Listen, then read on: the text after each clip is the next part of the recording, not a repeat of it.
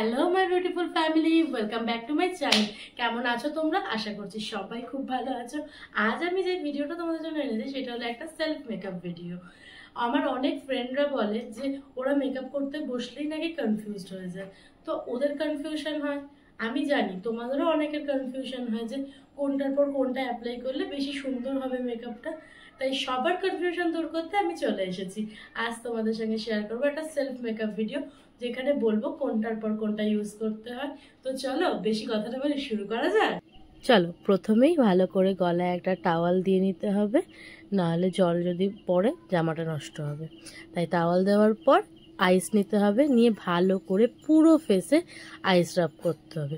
যেহেতু এখন গরমকাল, শীতকালে আইস রাব না করলেও চলে, বাট গরমকালে যেহেতু খুব ঘাম হয় তার জন্য ভালো করে আইস রাব করে নিতে হবে।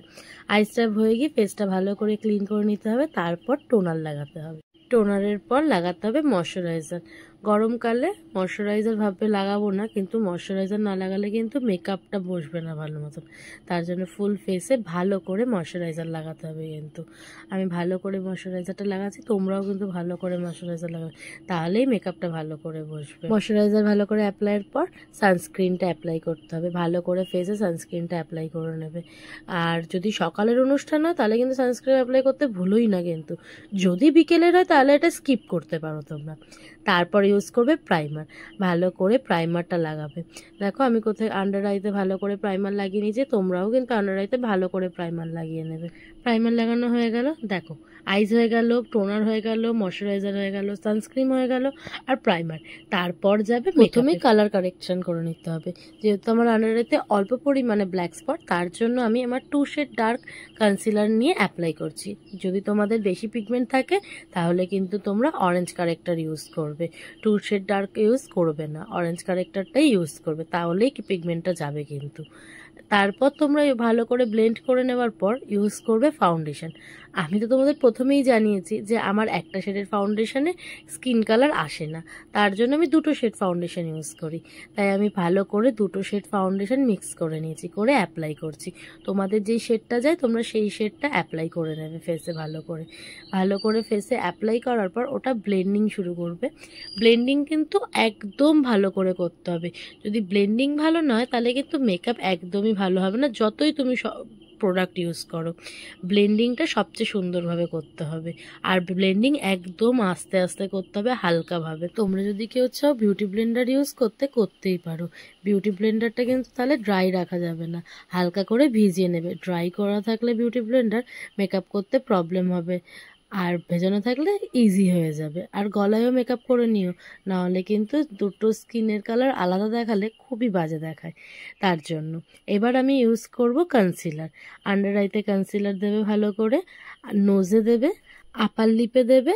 আর যদি তোমাদের লিপের কর্নার সাইডে একটু ডার্ক স্পট থাকে তাহলে সেখানে দেবে, যেমন আমার একটু আছে। আর ফোরহেডে দিতে ভুলো না, কিন্তু ফোরহেডেও দেবে। এই যে এবার তারপর ব্লেন্ড করতে হবে, সেম প্রসেস, ভালো করে ব্লেন্ড করতে হবে। ভালো করে ব্লেন্ড না করলে মেকআপ দেখতেই বাজে লাগবে। তার জন্য অনেকক্ষণ টাইম নিয়ে আস্তে আস্তে ব্লেন্ডটা করতে হবে, সুন্দরভাবে ক্লিনভাবে ব্লেন্ড করবে। আর আন্ডার আইতে যখন ব্লেন্ড করবে তখন একটু হালকা উপরের দিকে তাকিয়ে ব্লেন্ডটা করবে, তাহলে আন্ডার আইটা ভালো করে ক্লিনভাবে ব্লেন্ড হয়ে যাবে কিন্তু। এই দেখো আমার ব্লেন্ড হয়ে গেছে। ভালো করে ব্লেন্ড করার কারণে স্কিনটা এত ফ্ললেস লাগছে। এইবার কন্ট্রোল করবে। যদি কেউ কন্ট্রোল করতে না চাও, করতে নাই পারো, কিন্তু আমি কন্ট্রোল করে দেখিয়ে দিচ্ছি তোমাদেরকে কিভাবে কন্ট্রোলটা করবে। এই যে, আর জয়ার লাইনেও কন্ট্রোল করে নেবে, তাহলে ডবল চিনটা বোঝা যাবে না। তারপর গালে যে কন্ট্রোলটা করেছো সেটা আপার ডাইরেকশানে ব্লেন্ড করতে হবে, নিচের দিকে ডাইরেকশান করে ব্লেন্ড করলে হবে না। আপার ডাইরেকশানে ব্লেন্ড করবে কিন্তু, দেখেছো, ওপরের দিকে করে।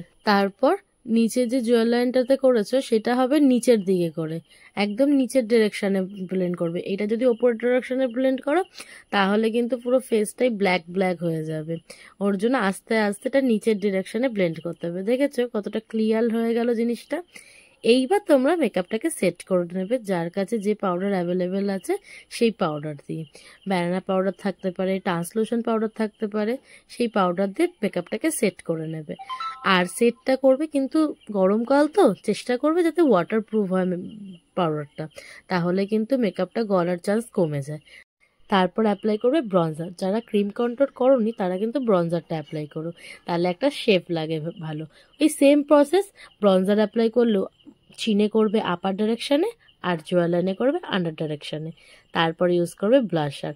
আমি তো জানোই ব্লাশার লাগাতে কতটা ভালোবাসি। ভালো করে ব্লাশারটা লাগিয়ে নিলাম, নোজেও লাগিয়ে নিয়েছি ব্লাশারটা। এই ব্লাশারের কালারটা আমাকে ভালো লাগছে, দেখো তো। তারপর যদি তোমরা চাও আই মেকআপ করতেই পারো। আমি জাস্ট একটা ট্রানজ্যাকশন শেড করে দেখিয়ে দিচ্ছি ব্রাউন কালারের।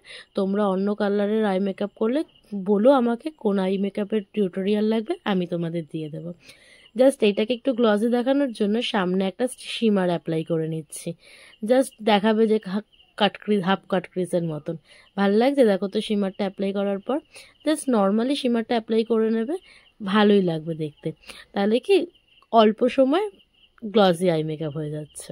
তোমাদের যদি এরম টাইপের আই মেকআপ বা অন্য কোনো আই মেকআপের টিউটোরিয়াল লাগে তোমরা আমাকে কমেন্টে জানাতে পারো, আমি চেষ্টা করব সেটা ফুলফিল করার।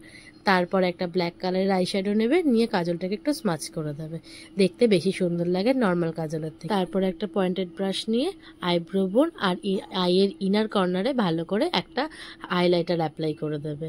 হাইলাইটারটা অ্যাপ্লাই হয়ে যাওয়ার পর তোমরা হাইলাইটার নেবে বড় একটা ব্রাশে, নিয়ে চিনে অ্যাপ্লাই করবে ভালো করে। আমি হালকা করে হাইলাইটার অ্যাপ্লাই করে নিয়েছি। এবার অ্যাপ্লাই করব লিপস্টিক। আমি একটা লাইট পিঙ্ক কালারের শেডের লিপস্টিক পরছি, তোমরা অন্য কালারেরও পরতে পারো। আমি ব্রাশের সাহায্যে ভালো করে লিপ লাইনটা ড্র করে নিচ্ছি। তোমরা লিপ লাইনার দিয়েও ড্র করতে পারো, আমি ব্রাশ দিয়েই ড্র করে নিচ্ছি। ব্রাশ দিয়ে ড্র করার পর ওই কালারটাই ভেতরে ফিল করে দেবো লিপে। আমার মেকআপ কমপ্লিট, আমার পুরো মেকআপ লুক ডান। কেমন লাগছে আমাকে সেটা কমেন্টে জানাও, একটা লাইক করে দিও, আর সাবস্ক্রাইব করতে ভুলো না কিন্তু। নেক্সট ভিডিওতে আবার দেখা হচ্ছে। Bye bye, love you.